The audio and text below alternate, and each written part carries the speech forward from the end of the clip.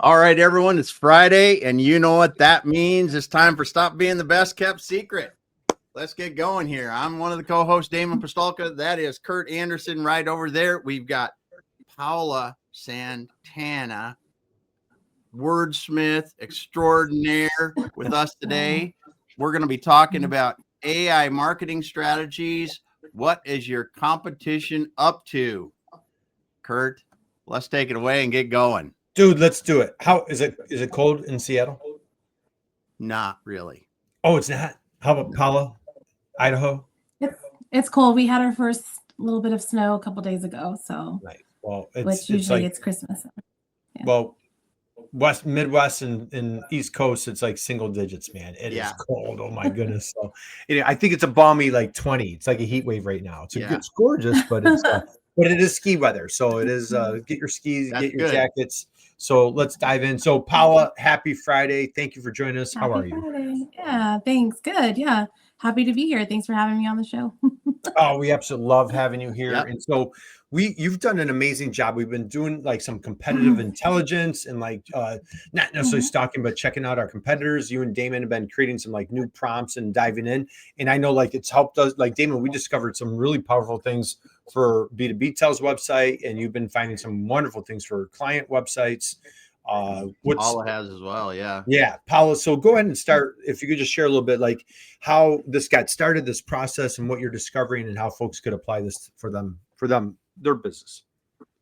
Yeah, I mean, I think the biggest thing anytime you embark on a marketing journey, whether that's as a small, one person team, it's your own business, or just so that you can understand what your marketing team or vendor is doing for you. I think it's always a great idea to start where you're at the moment, because then you can start to track how much progress you're making, what needs to be shifted or changed or tweaked, or just something that helps continue to create momentum and help create some more business for your business.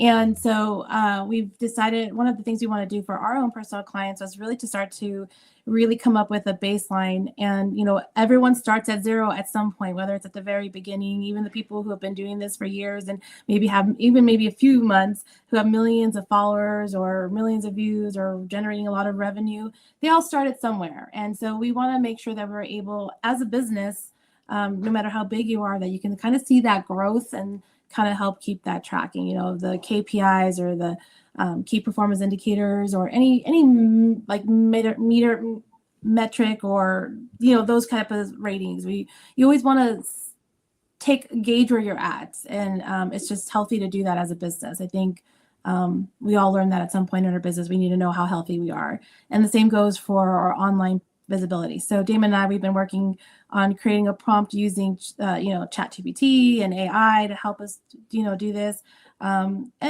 the results have been really, really good. You always have that little asterisk afterwards that you want to always make sure and double check that the numbers are correct.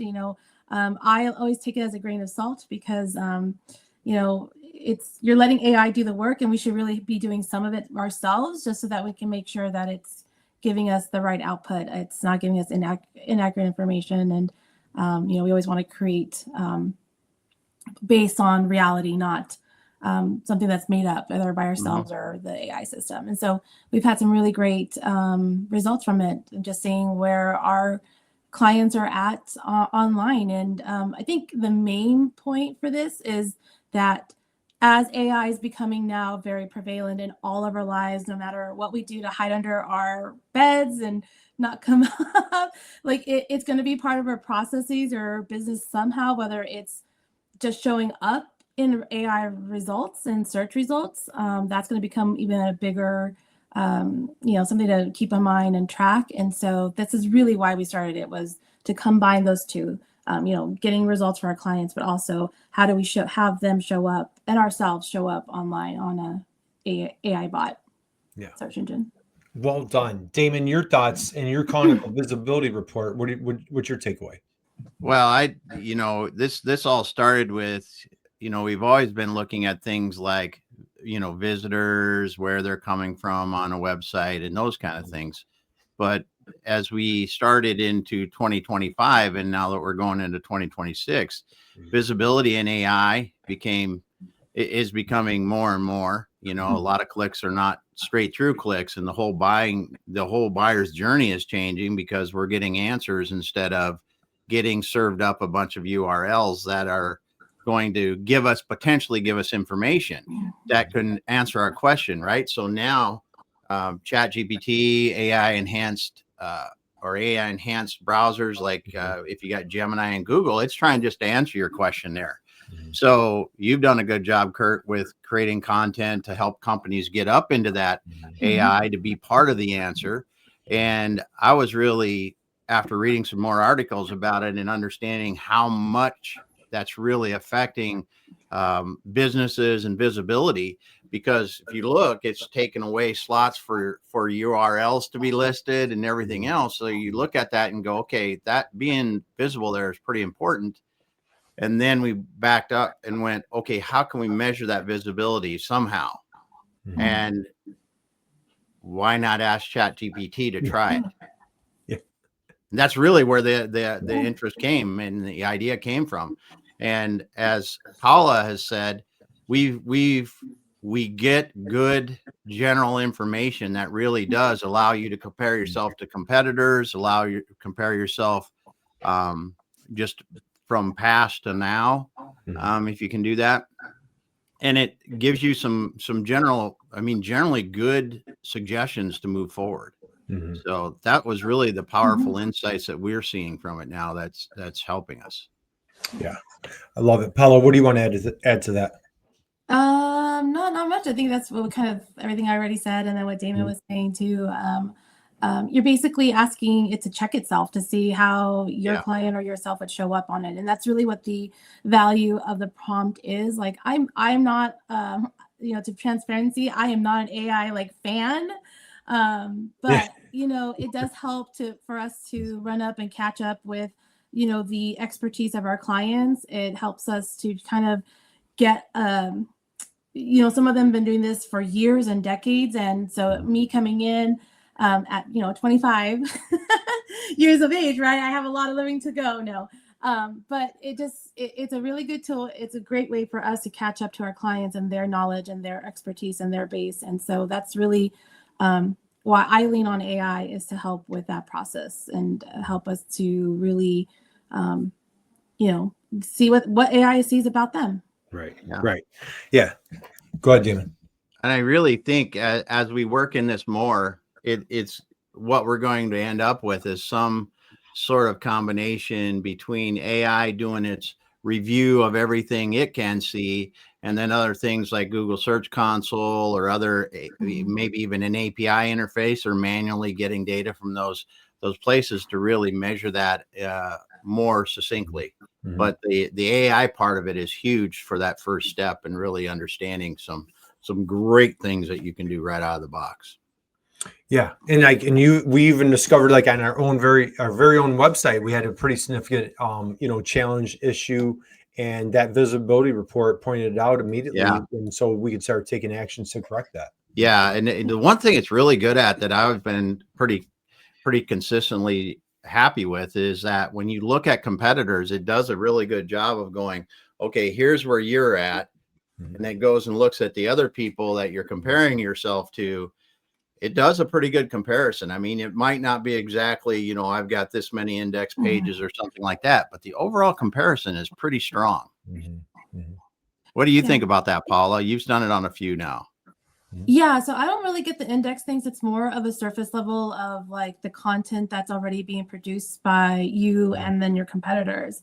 And so what I really like about it, kind of like reviewing just a little bit of what we've done it for our clients, is it gives you these like takeaway moments of like, this is what they're doing, this is what you're doing. And, this client or your business is really prime to, if you do this, or if you do more of it, or I really like the suggestions it gives it. Now, again, like, it's AI and it's telling you what it thinks, but it doesn't hurt to try, right? If something isn't working for the business and you need something to start creating momentum, it really giving you that really insightful look of like, hey, try something different. See if this is going to make a difference for your business. And I think in one of our clients at the very end of all of this, like, I don't know, is it 13 pages sometimes, like 15, 20 pages of just analysis. And it just says like, hey, by the way, guess what? AI is getting better. You need to make sure that you are leaning on your experts within your business, because that is, the AI is getting smart enough to know if you're pulling content from different areas online to create a blog, or are you actually leaning into the experts in your own business? Are you actually being thought leaders? And so one of the processes that we offer our clients is doing those SME interviews, those subject matter expert interviews, and we're creating content from the actual experts. And so AI is recognizing you're not just collecting information and curating it, you are actually getting it from people who've done this for either decades or for a long period of time, that they can be considered experts. Yeah. Those insights that you just talked about are great, because it really does help us then too, for the SME interviews, structure better questions that are deeper in knowledge base, so that when you hear, you know, a Susan talking about something in depth that's 3 levels deep in something, and we're doing an SME interview on that, it really comes out in the content generated from it that they know what they're talking about. That's an awesome point, because AI is looking for that depth of knowledge. Yeah. Good stuff. Yeah. And I love what Paola, you mentioned about like the thought leadership, because like, so, and the thing is, so many entrepreneurs, they when they hear that phrase, they're just like, you know, I just been doing this for 20 years. I just been doing it for 30 years. Like, they don't realize the wealth of incredible information, expertise, passion that they have about their product and solutions. And, you know, don't realize that, like, geez, we just need to extract that to get that out there. Right. Yeah. All right. Hey, well, we're going to start winding down. So on, you know what, I'm going to show, since it is football season, and I know Paul's not a big football fan, but I'm going to show a quick little analogy. So Damon, remember the other day we were chatting about the New York Jets? Yep. So, hey, on our little software tool, the digital game plan, we actually have a tab where you can diagnose. So if you're a New York Jets fan out there, and if you're a Jets fan, who do you hate, Damon? Who do you like? How about these guys? Right. Yep. And dreaded Patriots, right? So this tool, what it does, it actually pulls like a SWOT, you know, strengths, weaknesses, opportunities, and threats. And, you know, like, hey, what are some weaknesses that New England Patriots? I don't know if New England has any weaknesses this year, David. They look pretty darn good this year. Man, is anybody getting tired of the Patriots? Like, haven't they been around way too long? But I don't know. Maybe it's just me. Paula, what's your takeaway? I don't care. You know, I don't care who wins. She could care less. I'm Team USA. That's it. That's right. That's right. Now, Damon, if we're talking about the Philadelphia Eagles, what do we have right there? Right, recent Super Bowl win. Right. Yeah. Highly engaged and passionate fan base. Their fan base is so passionate they were booing them last week. Right. Yeah. So that's anyway, a hard place to play.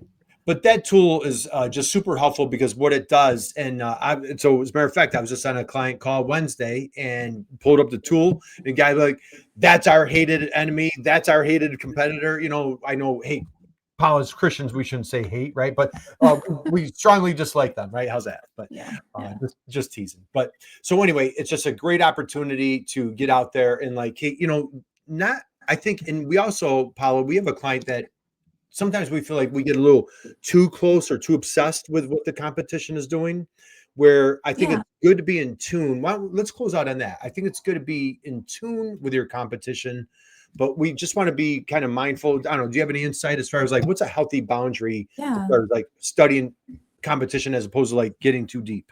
I think it's like any marketing strategy or tactic or business thing you're going to do for your business is, you just have to find that balance. You want to see what they're doing, but at the same time, like, you don't want to just, when you start to compare yourself too much, you get into that comparison paralysis and you try to be something that, maybe something similar, but the truth is like, you know, your business, you don't know what the behind the business of that business, unless you know, maybe we're partners at one point and you kind of knew what the behind the scenes are. But really, it should be your lane, and you shouldn't be afraid to try something different. It doesn't hurt to see what they're doing. And maybe be a little bit sneaky and try to say, okay, they're doing that, maybe do the opposite to kind of grab their customers. But you always want to be a balance, as a person of faith. You always want to have integrity. For me personally, that's where my integrity comes from, my work ethic comes from. And even if if you're not a faith, like there should still be some type of business ethic. So always keep that in mind. However, it's not a bad thing to check out your competition. I don't think there's anything wrong with that. Just, don't get caught in the weeds of like, I have to copy exactly what they're doing. Obviously, there's some strategy for like copying hooks and trending audios and things like that on a social media base marketing tactic type of situation. But it's okay to be yourself and be unique and to stand out. You know the people you are speaking to. If you're going through like our framework, the digital game plan, then you already know who you're speaking to. And so you can almost instantly say like, you know what, I don't care what they're doing. I'm focusing on the people that I need to help and what they need. Drop the mic. That is Yep. phenomenal, man. I tell you, you always bring it's a master class when we have Paola. Damon, any words of wisdom, parting thoughts, anything that you want to share? No, I think the main thing is you should be aware that search is changing, and AI can help you at least generally understand how it's changing in your industry and how it's stacking up for you and the others in your industry. Exactly. Paola, words of wisdom, parting thoughts as we close out? No, I would just say like if you guys want to do something on your own, like as for people who are watching or who are listening in, utilize those chats, those chat bots. I like to call them chat mates, right? That's my buzzword. I'm coining that phrase. Maybe I'm not the only one who says it, but just ask those questions, put in your own prompt, come up with your own prompt, like help me, here's my business, this is what we do, these are my competitors, give me like how are they showing up, how am I showing up to them, how am I showing up compared to them, and see what it says. Like, again, you want to always take it with a grain of salt. You want to take the information, dig into it, and that's how I would just say that's how you can start to do it yourself as well. Love it. Awesome. All right. We're going to close out for today. So Paola, hey, I want a big round of applause for Paola. Just absolutely crushing it. Thank you, Paola. Appreciate you always. Damon, you want to close us out, dude? All right, everyone. Thanks for being here today. We can see you were out there listening to us. Thanks for showing up, stopping by, listening. If you got into this late, go back to the beginning and start over, because we did share some things that you may want to learn about and using AI to help you really understand how you are comparing to your competitors online. Thanks, everyone. We'll be back again next week. Have a great one. See you.